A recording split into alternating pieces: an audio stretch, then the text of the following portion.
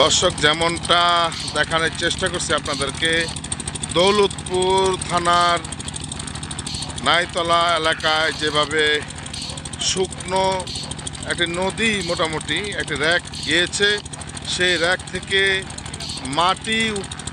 বালি উত্তোলন করছেন। আমরা সেই বিষয়ে জানার চেষ্টা করব। দর্শক, আপনারা দেখতে পাচ্ছেন যে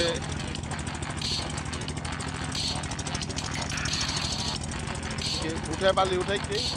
হ্যালো, রাশেদ নামের এক লোক নাকি এখান থেকে বালি উত্তোলন করছে। দর্শক, আমরা সেই বিষয়ে আপনাদের মাঝে তুলে ধরার চেষ্টা করছি। দেখতে পাচ্ছেন এই নদী থেকে অনেক দূর নিয়ে গিয়েছেন। এখানে প্রশাসনকে বৃদ্ধাঙ্গুল দেখিয়ে তারা হলো যে বালি উত্তোলন করছেন সেই বিষয়ে আপনাদের মাঝে আমরা তুলে ধরার চেষ্টা করব। দর্শক, আপনারা দেখতে পাচ্ছেন যে বালি তুলছেন সেই নাই তারা দৌলতপুর থানাধীন আসলে নদীর মাঝখান থেকেই বালি উত্তোলন করছেন।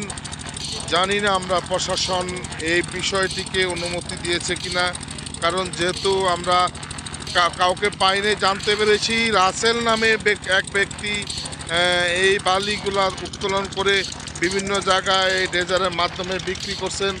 আমরা আপনাদেরকে দেখানোর চেষ্টা করছি। দর্শক, এই যে দেখছেন নদীর পাড়ে যে ভাঙছেন, এবং এখানে আসলে ছোট্ট অনেক বড় নদী শুকিয়ে ছোট হয়ে গেছে, সেখান থেকে বালি উত্তোলন করছে। আমরা আপনাদেরকে দেখানোর চেষ্টা করছি যে ওই পাড়টা ভাঙছেন, সে ভাঙান বিষয়টা আমরা আপনাদের মাঝে তুলে ধরার চেষ্টা করছি। দর্শক, আপনারা দেখতে পাচ্ছেন, পরবর্তীতে আবার আপনাদেরকে দেখানোর চেষ্টা করব। দর্শক।